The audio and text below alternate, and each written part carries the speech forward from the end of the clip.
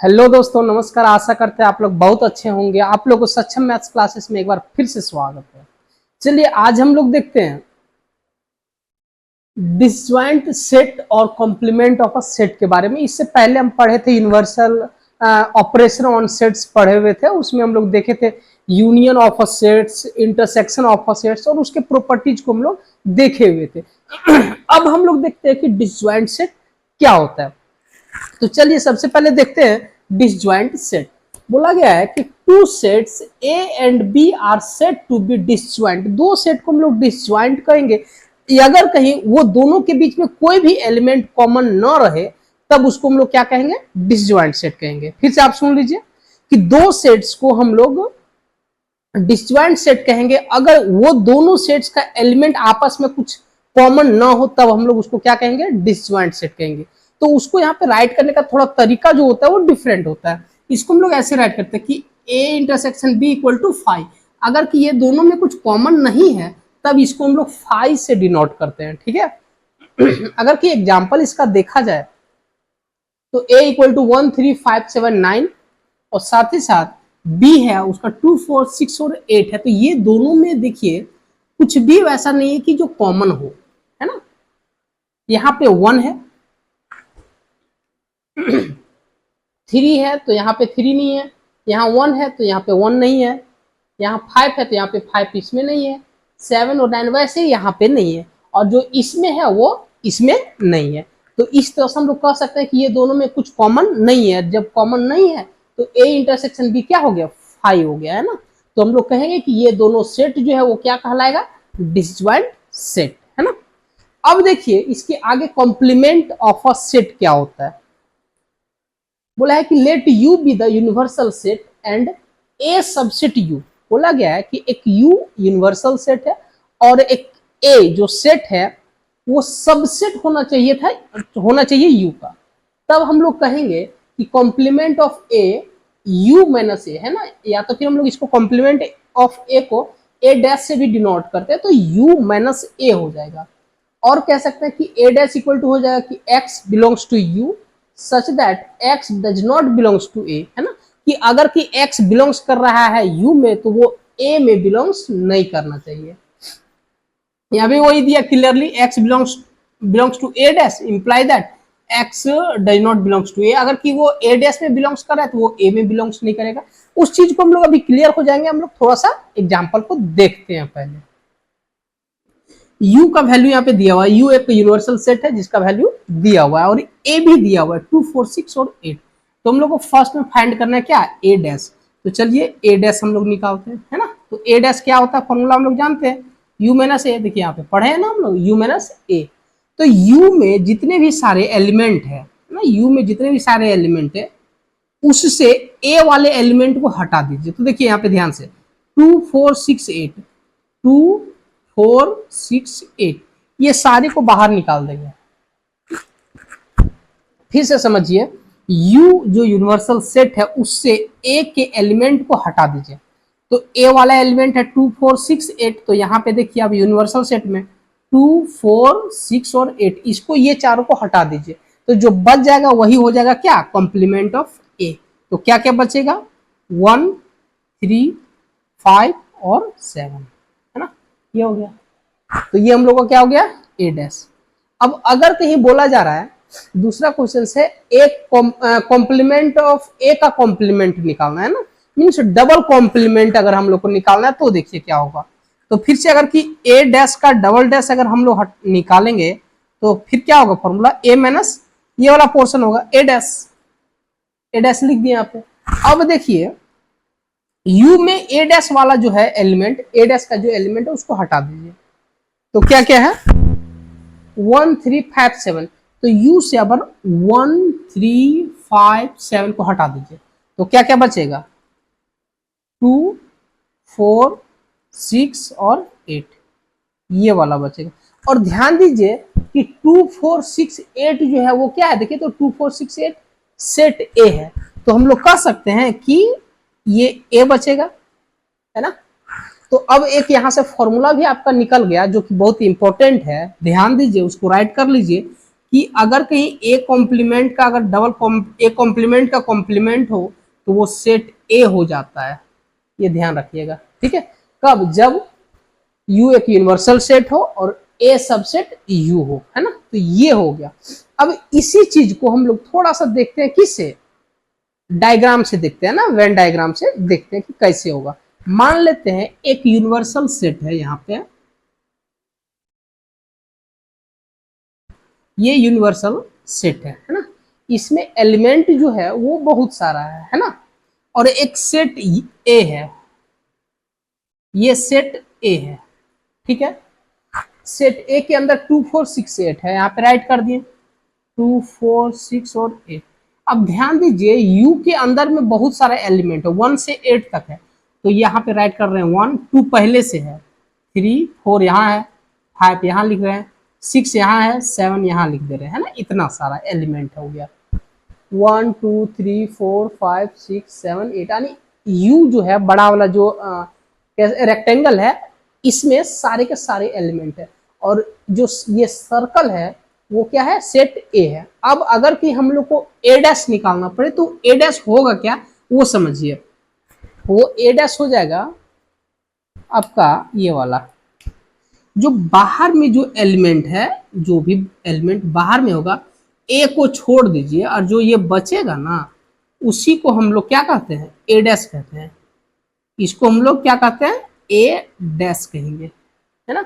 Means you में ए को बाहर निकाल दीजिए, जो बचेगा उसको हम लोग ए डैश कहते हैं। तो देखिए ए डैश में कौन कौन सा बच रहा है, यहाँ पे देखिए एक ठो 1 बचा है, यहाँ पे एक ठो 7 बचा है, एक ठो यहाँ पे 3 बचा है, और एक ठो यहाँ पे 5 बचा हुआ है। तो ये हो गया ए डैश। यहां से ऐसे निकाल सकते हैं या तो फिर आप ऐसे निकाल सकते हैं। कोई भी तरीका आप अप्लाई करें, जो तरीका आपको आसान लगे वो तरीका से आप इसको निकाल सकते हैं। अब देखिए इसके आगे कुछ प्रॉपर्टीज है जो कॉम्प्लीमेंट ऑफ सेट्स का है, उस चीज को हम लोग देखते हैं।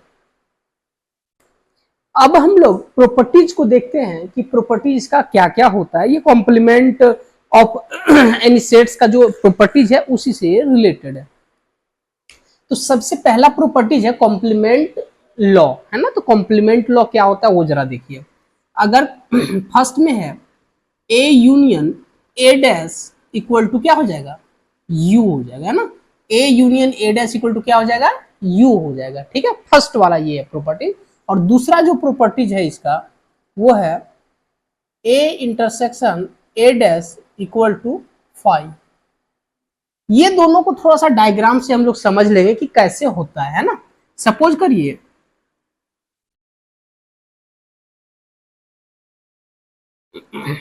ये U है और ये वाला जो सेट है वो A है ना। तो हम लोग जानते हैं कि अगर ये वाला जो सर्कल है वो सेट A है तो बाहर वाला पार्ट क्या हो जाएगा? इसका A डैश हो जाएगा, है ना।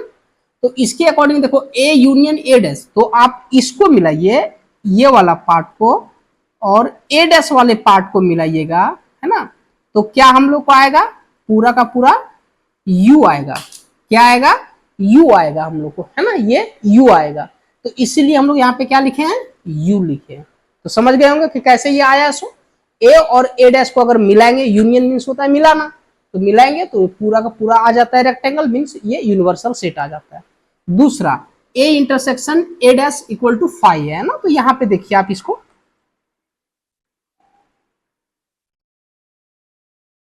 ये वाला U है, यूनिवर्सल सेट है। यहाँ पे सपोज करिए कि कोई एक सेट है A, है ना, और ये वाला क्या हो जाएगा? तो A डैश हो जाएगा। अब बताइए ये दोनों में कॉमन क्या है? ये दोनों में कॉमन क्या है? ये दोनों में कॉमन कुछ नहीं है। ध्यान रखिए इसमें और इसमें, ये वाला पोर्शन में, ये वाला पोर्शन में, दोनों में कॉमन कुछ नहीं है। ठीक है, तो इसीलिए दोनों में जब कॉमन ही कुछ नहीं है तो वो क्या हो गया? 5 हो गया, है ना।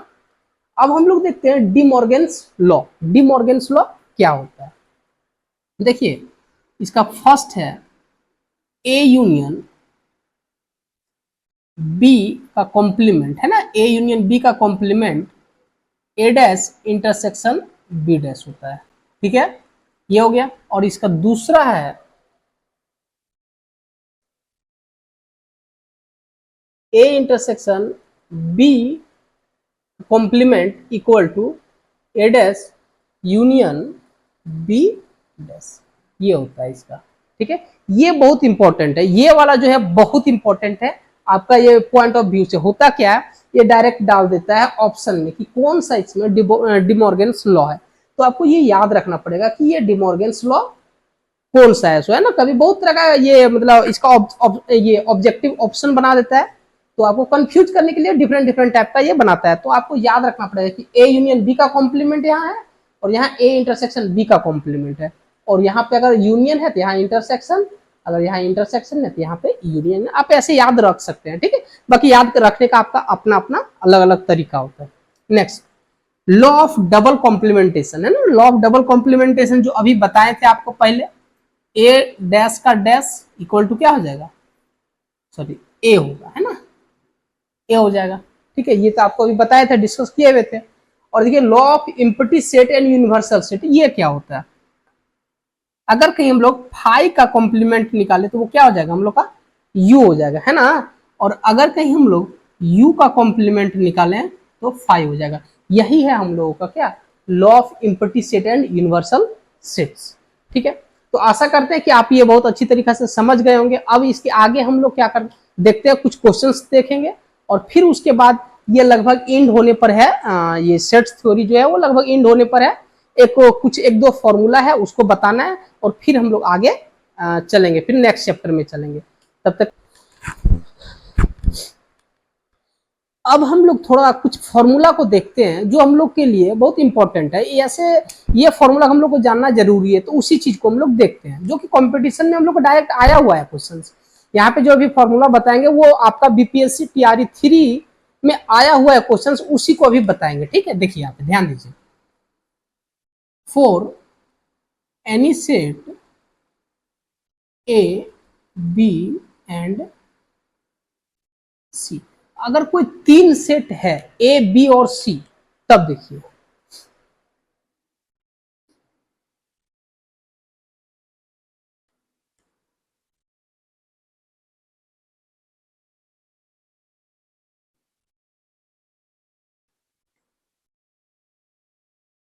ये वाला जो पार्ट हो जाएगा वो ए माइनस बी हो जाएगा। ये टोटल ए है, ये पार्ट ए इंटरसेक्शन बी कहते हैं, और इसको हम लोग बी माइनस ए कहते हैं।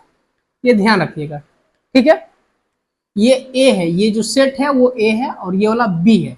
इसमें ए माइनस बी ये वाला पार्ट हो गया, यहां से इधर वाला पार्ट, ये बीच वाला पार्ट ए इंटरसेक्शन बी, और बी माइनस ये यहां से इधर वाला पार्ट।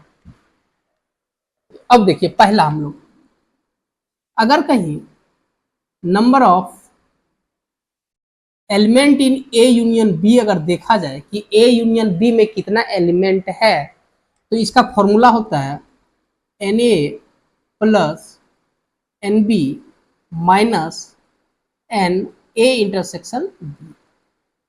ये ध्यान रखिएगा, ये बहुत इंपॉर्टेंट क्वेश्चन है, ये आप प्रोबेबिलिटी में भी पढ़ेंगे, बट यहाँ पे आप जानिएगा तभी प्रोबेबिलिटी में आप जानिएगा, क्योंकि यही वाला कॉन्सेप्ट वहां पे लेके गया हुआ है। आगे देखिए, अगर यही तीन सेट रहे, यहाँ पे दो सेट है, यहाँ पे अगर वही तीन सेट रहे तो क्या होगा, तो देखिए A union B union C equal to N A plus N B plus N C minus N A intersection B minus N B intersection C minus N A intersection C, और last में होता है plus N A U intersection B intersection C. ये होता है formula, ध्यान रखिएगा। Number of element in A union B union C equal to होता है N A plus N B plus N C minus N A intersection B N minus N B intersection C minus N A intersection C plus N A intersection B intersection C होता है। अब देखिए आगे third वाला formula क्या है कि अगर कहीं A intersection B disjoint set है तब, है ना, अगर ए इंटरसेक्शन बी क्या हो, डिसजॉइंट सेट हो, है ना, तब क्या होता है वो जरा ध्यान दीजिए। तब होता है, अच्छा यहीं पे आप समझ सकते हैं कि अगर कहीं ये वाला जो ए इंटरसेक्शन बी है उसमें कोई एलिमेंट ही ना हो, ठीक है, तो ये ऐसा हो सकता है। देखिए तो अगर कहीं ए और बी दो सेट है और दोनों के बीच में कुछ कॉमन नहीं है, तो ध्यान रखिए वो कैसा होगा, ऐसे होगा। ये सेट ए है और ये सेट बी है, वो ऐसे कुछ हो जाएगा, होगा कि नहीं होगा। अब अगर कि ऐसे हो जाता है, तब अगर कि हम लोग निकालेंगे ए यूनियन बी, तो क्या होगा बताइए। तो ये पूरा होगा, है ना, ये पूरा होगा एन ए और ये भी पूरा होगा एन बी। तो ध्यान रखिए आपका यही क्वेश्चंस आया हुआ था, उसमें लिखा हुआ था कि A intersection B disjoint set है, तो इनमें से कौन सा होगा। तो वहां 4 ऑप्शन दिया हुआ था, उसमें से आपको ये वाला टिक मारना था, और हम मारे हुए थे, हमको पता था, तो हम ये मारे हुए थे, ऑप्शन में टिक मारे हुए थे और मेरा मार्क्स भी मिला हुआ था इससे। तो ध्यान रखिएगा आप भी, ये वाला क्वेश्चन आया हुआ है। अब हम लोग देखते हैं नेक्स्ट, यहाँ जो हम लोग डायग्राम बनाए हैं यहाँ पे, इसमें देखिए क्या बनाए हैं। सो अगर कहीं एन ए जो है वो हम लोग कितना राइट कर सकते हैं, ये जो सेट ए है इसमें नंबर ऑफ एलिमेंट जो है वो कितना है, वो कैसे पता करेंगे वो जरा देखिए। उसका फॉर्मूला है क्या कि इसको और इसको जोड़ दीजिए, है ना, इसको और इसको जोड़ दीजिए। तो उसी को जोड़ने का तरीका देखिए क्या है, number of element in A minus B plus number of element in A intersection B. इससे क्या निकल जाएगा हम लोग का, number of element in set A, है ना, number of element in set A equal to हो जाएगा number of element in A minus B और number of element in A intersection B. अब अगर कहीं एक और है, number of element in set B निकालें, तो आप इसी को देख करके इसी के जैसा इसको भी आप निकाल सकते हैं। तो यहाँ पे देखिए क्या है, बी माइनस ए, तो यहाँ पे हो जाएगा B minus A plus N A intersection B, sorry हाँ यही होगा, है ना। तो आप देख लीजिए 1 2 3 4 5, ये 5 में से एक क्वेश्चन आया था, और ये सब आपको हेल्प करेगा क्वेश्चंस बनाने में। तो अब हम लोग आगे देखते हैं, इसी सब के बेस्ड पे क्वेश्चंस को देखेंगे, है ना। ये बहुत इंपॉर्टेंट है, सबसे ज्यादा इंपॉर्टेंट ये वाला है। एग्जाम में जनरली ये वाला क्वेश्चंस नहीं आता है, इस पे बेस्ड कम आते हैं, है ना। आते हैं, ये नहीं मैं कह रहा हूँ नहीं आते हैं, लेकिन आएंगे क्वेश्चन, आते भी है और आएंगे भी क्वेश्चन।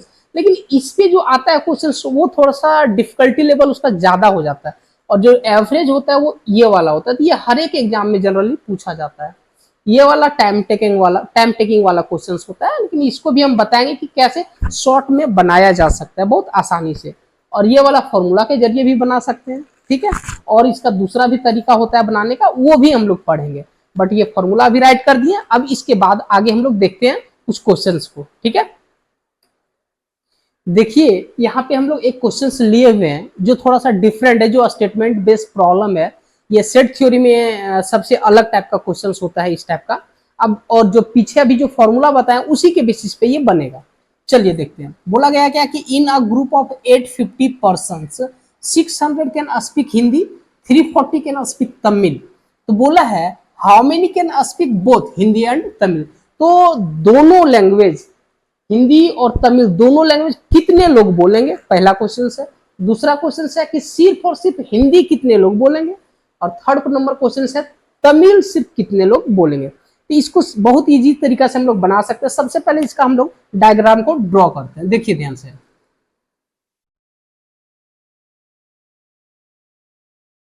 ये मान लेते हैं सेट ए है, ये मान लेते हैं हिंदी वाले हैं और ये तमिल वाले हैं।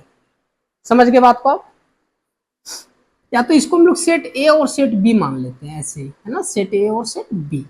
अब बताइए, इसको हमने बताया था आपको कि ये पोर्शन जो होता है वो ए इंटरसेक्शन बी होता है। इधर वाला पोर्शन को हम लोग कहते हैं ए माइनस बी, है ना, और इधर वाले को क्या कहते हैं हम लोग, बी माइनस ए कहते हैं, है ना। तो अब देखिए टोटल जो ग्रुप में है वो कितना पर्सन है, 850 है। तो हम लोग ऐसा कर सकते हैं, ध्यान दीजिए यहाँ पे आप, कि number of A union B, है ना, अगर दो सेट है वो सेट ए और सेट बी मिला करके अगर 850 है तो हम लोग कह सकते हैं कि दोनों मिला करके वो 850 व्यक्ति है ना। अब देखिए जो स्पीक हिंदी बोलता है वो 60 है, 600 है, मतलब ये पूरा ये सेट ए वाला पूरा 600 है और सेट बी वाला जो है वो कितना है 340 है। तो हम लोग यहाँ पे कह सकते हैं कि सेट ए जो है वो 600 है और सेट बी जो है उसमें कितने हैं 340 है। तो हम लोग जानते हैं फॉर्मूला है ना, हम लोग को निकालना क्या है वो पहले देख लेते हैं। ए इंटरसेक्शन बी, यही हम लोग को निकालना है पहला नंबर क्वेश्चन से, पहला नंबर क्वेश्चन में ये हम लोग को निकालना है। ठीक है, कि दोनों जो भाषा है वो कितने लोग बोलते हैं। तो देखिए यहाँ पे फॉर्मूला हम लोग जानते हैं, N A union B equal to पढ़े हैं N A plus N B plus sorry minus N A intersection B, ये फॉर्मूला होता है ना। अब देखिए एन ए यूनियन बी जो है वो 850 है, यहाँ पे 850 पुट करिए, एन ए जो है वो 600 है plus N B 340 minus N A intersection B. अब ये दोनों जोड़िएगा, इसको ये माइनस में इसको इधर ले आते हैं और ये 850 को दूसरे साइड ले जाते हैं, ये अगर इधर आएगा तो कितना हो जाएगा प्लस में हो जाएगा, और ये दोनों जोड़िए 600 और 300 940 माइनस 850, दोनों को माइनस करेंगे तो कितना आएगा 90 आएगा। हाँ तो बताइए ए इंटरसेक्शन भी कितना हो गया 90 हो गया, मतलब ये जो दोनों लैंग्वेज बोलता है वो कितने हो गए हैं, कितने लोग हो गया यहाँ पे 90 हो गया। तो हम लोग का एगो बन गया है ना फर्स्ट नंबर। अब दूसरा नंबर बोल रहा है, ध्यान दीजिए कि how many can speak Hindi only, Hindi सिर्फ बोलने वाले कितने हैं ना, ऐसे लोग जो सिर्फ और सिर्फ हिंदी बोले। तो ध्यान दीजिए ये जो सेट ए में है, जो सेट ए में इतने लोग जो हैं, इतने लोग ये दोनों भाषा बोलते हैं, तमिल भी बोलते हैं और हिंदी भी बोलते हैं। तो इसी को अगर ये जो कलर किए इसको अगर हटा दें तो जो ये पोर्शन बचेगा हम लोग का, ये क्या बचेगा हम लोग का कि वैसे लोग जो सिर्फ और सिर्फ हिंदी बोलते हैं है ना। तो हम लोग पढ़े हैं फॉर्मूला दूसरा का कि एन ए इक्वल टू है ना, ये जो एन ए है इसको निकालने के लिए क्या फॉर्मूला बताए थे, number of A minus B plus number of A intersection B. अब ध्यान दीजिए एन ए टोटल हम लोग को पता है 600, एन ए इंटरसेक्शन बी देखिए हम लोग को निकल गया 90, तो हम लोग को ये निकालना है एन ए माइनस बी, और यही हम लोग को क्या है हिंदी बोलने वाले लोग हैं। तो एन ए है 600 equal to N A minus B plus N A intersection B 90 हो गया। तो ये इधर आएगा तो कितना हो जाएगा बताइए 500 कितना हो जाएगा 10 हो जाएगा। तो ये हम लोग का क्या हो गया कि 510 लोग ऐसे हैं जो क्या बोलते हैं सिर्फ और सिर्फ हिंदी बोलते हैं।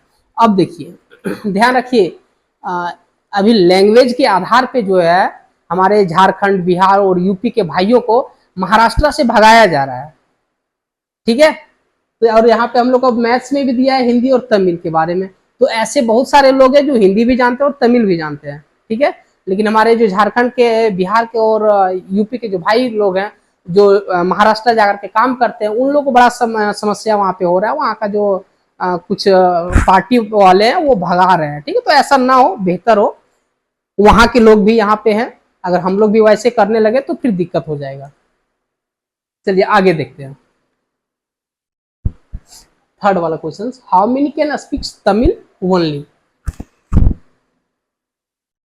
तो तमिल वाला ये पोर्शन है ना, तो यहाँ पे हम लोग राइट करेंगे एन बी इक्वल टू हम लोग कह सकते हैं N B minus A plus N A intersection B है ना। तो एन बी जो है वो दिया हुआ है 340 दिया हुआ है, तो 340 यहाँ राइट करेंगे N B minus A plus ये वाला जो है कितना है हम लोग का ये 90 आया हुआ था है ना, तो ये 90 हो जाएगा। तो हो जाएगा overall N B minus A equal to 340 minus 90, तो कितना हो जाएगा 250 होना चाहिए है ना, यही आंसर हो जाएगा हम लोग का। तो आशा करते हैं आप लोग ये वाले चीजों को समझ गए होंगे। अगर आप नहीं समझे तो आप एक बार नहीं, दो बार नहीं, 3 बार वीडियो को देखिए, तो आपको जरूर समझ में आ जाएगा, है ना। आज का ये वीडियो को यहीं पे समाप्त करते हैं। आपको हमारे चैनल से अच्छा लगा हो, हमारे वीडियो अच्छा लगा हो तो आप लाइक करें, शेयर करें और सब्सक्राइब करना न भूलें। धन्यवाद।